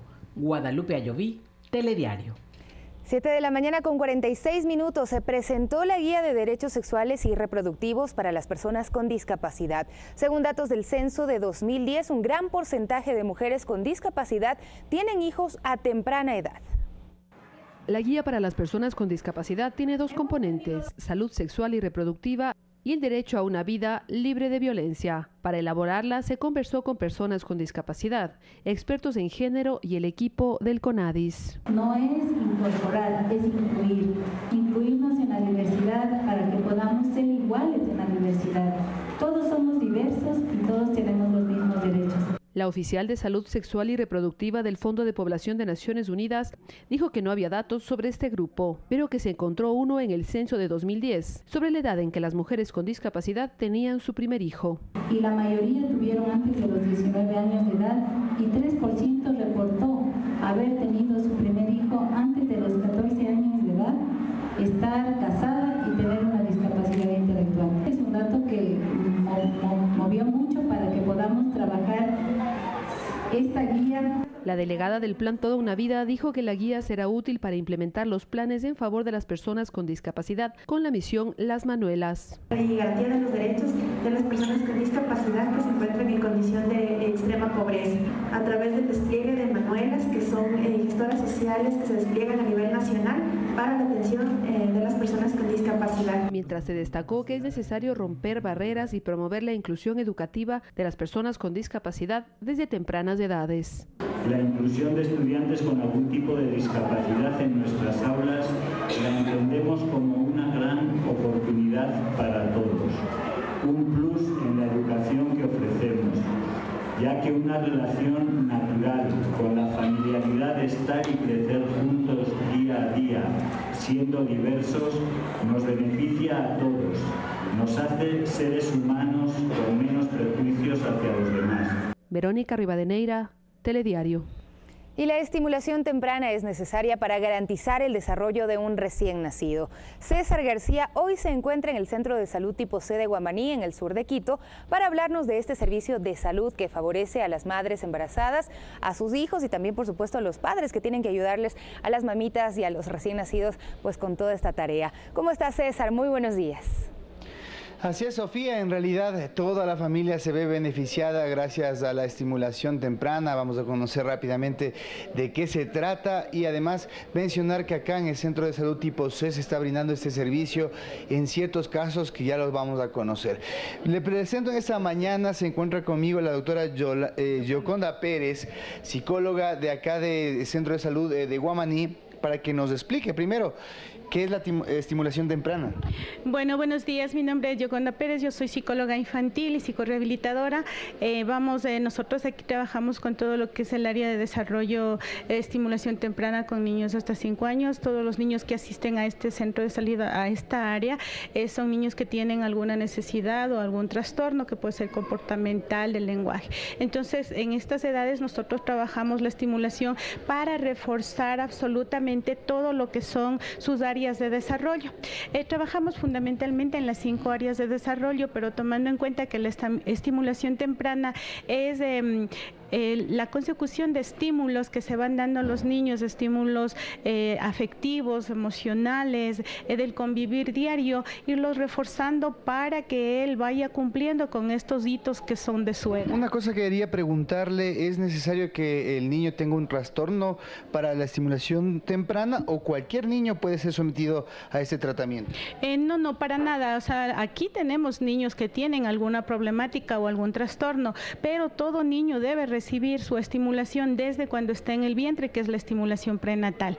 Posteriormente, cuando ya el niño nace, recibe su estimulación temprana. ¿Para qué? Para que vaya cumpliendo con todas sus características que son de acuerdo a su edad. No hablamos de, al ser temprana, no queremos decir que queremos niños precoces, sino niños que vayan desarrollando sus funciones y que sus características sean acordes a su edad. Por ende, su nivel cognitivo, sus niveles de aprendizaje van a mejorar conforme se vaya haciendo una buena estimulación por parte del grupo que lo rodea, que serían sus padres. Muy bien, gracias, doctora. Vemos este espacio muy bonito en donde se ha adecuado para poder recibir a muchos niños que diariamente concurren a hacerse tratar con la doctora para poder solventar estos problemas, pero también para poder tener un desarrollo integral, que es lo que busca de alguna forma la estimulación temprana.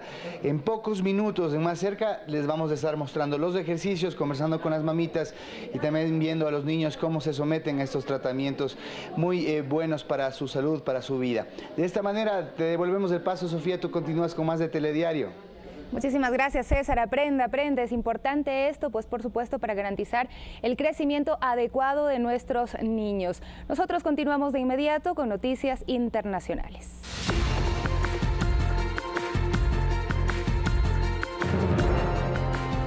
El presidente de México, Andrés Manuel López Obrador, aseguró este martes que la petición al rey de España, Felipe VI, de una disculpa por los hechos ocurridos durante la conquista no pone en riesgo la relación entre ambas naciones. La solicitud fue enviada por carta y en respuesta el gobierno de España lamentó profundamente que se hiciera pública la misiva y rechazó con toda firmeza el contenido. El mandatario López Obrador defendió que su gobierno nunca hizo pública la carta, a diferencia de lo que el Ejecutivo español sostiene. Un mensaje similar se envió al Vaticano, mismo que provocó la misma reacción de rechazo por parte de la Santa Sede. Es muy polémico. Y decenas de estudiantes protestaron este martes contra el presidente de Argelia, Abdelaziz Bouteflika. Este pasado 21 de marzo, el país africano cumplió un mes de protestas en las calles. Las manifestaciones exigen la renuncia del mandatario, quien se encuentra gravemente enfermo y crecen diariamente con ciudadanos que se unen a las protestas con otras demandas, entre las que se destacan un rechazo a la corrupción de lo que llaman un sistema clientelar dominado por el ejército. 7:52 y 2 hombres egipcios que estudiaron en Londres regresaron a su país natal para lanzar una aplicación de taxi femenino con el propósito de poner freno al acoso sexual y ofrecer trabajo a las mujeres que son las más afectadas por el desempleo en Egipto. La aplicación permite que únicamente mujeres usen el sistema, tanto como conductoras como usuarias. Actualmente este país de 100 millones de habitantes cuenta con una población activa de 5.3 millones de mujeres, quienes además tienen una tasa de desempleo del 21.4%, dato que triplica al de los hombres según la Agencia de Estadísticas Estatal. Y científicos chilenos recopilaron evidencias del deshielo de los glaciares de la Antártida a causa del aumento de las temperaturas provocado por el cambio climático. Los expertos aseguran que este fenómeno genera la desalinización de los océanos que rodean el continente helado y afecta a la fauna marina. La investigación busca determinar específicamente cómo se afecta la flora y fauna de los mares y su posible adaptación a las nuevas condiciones de salinidad y temperaturas de los océanos. 7 de la mañana con 54 minutos, volvemos a nuestro país ahora para contarles que el actual alcalde de Quito, Mauricio Rodas, se reunió con su sucesor, el alcalde electo Jorge Yunda, para iniciar el proceso de transición en el cargo. El virtual burgomaestre de la capital aseguró que dará continuidad a las obras en favor de la ciudadanía. En uno de los salones protocolarios de la Alcaldía de Quito se dio la primera reunión de trabajo de transición que, según Mauricio Rodas, inició desde el pasado mes de enero y que es la primera vez que ocurre en la administración. Invitarlo a continuar con este proceso de transición ordenado junto con usted y su equipo, contando también con el acompañamiento técnico del Programa de Naciones Unidas para el Desarrollo, para también conocer cuáles son las áreas prioritarias de su gestión. A dar continuidad a las obras porque se han hecho con dinero del pueblo de Quito. El virtual burgomaestre de Quito, Jorge Yunda, hizo un llamado a los exalcaldes de la capital para formar un consejo consultivo para las grandes decisiones de la ciudad. Toda la experiencia, todo lo que ustedes llevan de la administración pública va a servirme mucho para no poder tropezar en algunas circunstancias que a lo mejor tengamos que tomar decisiones. Mientras que en los programas sociales que el municipio maneja a través del Patronato San José, Yunda ya habría designado a la persona responsable. Comenzar la transición del eje social del Patronato San José con su hermana Liliana Yunda. La reunión de trabajo se llevará a cabo esta semana. Dejamos 100.000 beneficiarios directos a través de programas sociales como nuestros queridos Guaguacentro, nuestro sistema integral de atención al adulto mayor, nuestro programa de erradicación de la violencia y el acoso, como es Bájale al Acoso, pero también programas como atención a personas con discapacidad o también nuestro programa de jóvenes, que son 3 Casametro y nuestro Circo de Luz. De acuerdo al cronograma electoral, la posesión del alcalde de Quito se llevaría a cabo el 14 de mayo próximo. Valeria Villarroel, Telediario. Y si bien el alcalde o el candidato Jorge Yunda alcanzó la alcaldía, apenas logró 3 escaños en el Consejo Metropolitano, mientras que la mayoría corresponderían a la lista 5 que acompañó a la candidata Luisa Maldonado. Las curules serán definidas en los próximos días.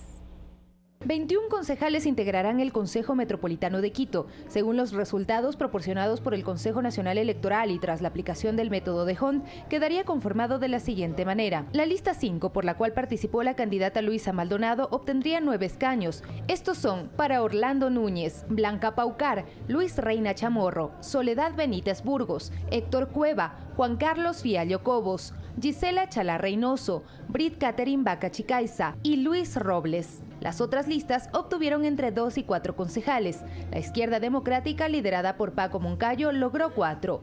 Bernardo Abad, Andrea Hidalgo Maldonado, Analía Ledesma, Mario Granda, mientras que el Movimiento Concertación, que apadrinó al candidato a alcalde César Montúfar, obtuvo 3 puestos en el Consejo: Fernando Morales Enríquez, Juan Manuel Carrión y Omar Ceballos. El Movimiento Creo contaría con 2 representantes, Eduardo del Pozo y Luz Elena Coloma, y el alcalde electo de la capital, Jorge Yunda, apenas contaría con 3 concejales que apoyarían directamente su gestión. Estos son Marco Collaguazo, René Bedón Garzón y Santiago Guarderas. Esto significa un escenario complejo para el nuevo burgomaestre, pues para la aprobación de ordenanzas, normativas y resoluciones en el Consejo se debe contar con al menos 11 de los votos. Sofía Montoya, Telediario. 7 de la mañana con 57 minutos, mientras el Consejo Cantonal de Cuenca estará integrado por 5 fuerzas políticas. El reto para el nuevo alcalde es conformar una mayoría para tramitar los pendientes en la municipalidad.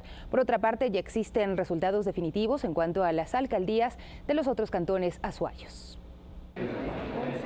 Escrutado prácticamente el 100% de las actas, el Consejo Cantonal de Cuenca para el nuevo periodo estará integrado por 5 fuerzas políticas. Renace del ex candidato Jefferson Pérez tendrá 4 concejales: Andrés Ugalde, Marisol Peñalosa, Diego Morales y Omar Álvarez. La Alianza Igualdad Creo tendrá también 4 concejales: Alfredo Aguilar, Paola Flores, Daniel García y Javier Barrera. La tercera fuerza la integra el Movimiento Compromiso Social con Roque Ordóñez, Iván Abril y José Fajardo. El movimiento político del alcalde electo Pedro Palacios tendrá 2 concejales, Fabián Ledesma y Pablo Burbano, mientras la tienda política de Paul Carrasco tendrá 2 representantes en el Consejo Cantonal, Cristian Zamora y Gustavo Duche. 15 concejales, 5 fuerzas políticas. El alcalde electo deberá analizar y sumar mayoría para la elección de vicealcalde como primer trabajo del Consejo en pleno. Las mayorías, entre comillas, debe ser a favor de Cuenca, así de sencillo. En cuanto a los resultados para las alcaldías de los cantones azuayos, se definió así mediante voto popular. Baldor Bermeo es el alcalde de Camilo Ponce Enríquez, Delfilio Arévalo del cantón Chordelej, Rigoberto Borja del cantón El Pan, Miguel Usca de Girón, Paulo Cañizares de Huachapala, Gustavo Vera de Guaraceo, Patricio Maldonado de Navón, Iván Ullauri del cantón Oña, Raúl Delgado en el cantón Paute, Luis Llanes en Pucará, Claudio Loja en San Fernando, Ernesto Guerrero en Santa Isabel, Rolando Calle en Sevilla de Oro y Pablo Ullaguari en el Zig-Zig. César Tacuri Vintimilla, Telediario. 7 de la mañana con 59 minutos, ya es momento de despedirnos. Les agradecemos por su sintonía. Enseguida viene el programa Más Cerca junto a Arturo Barriga y Jánica Merchant. No se lo pierda. Conmigo será hasta las 13 horas. Tendremos ahí más noticias.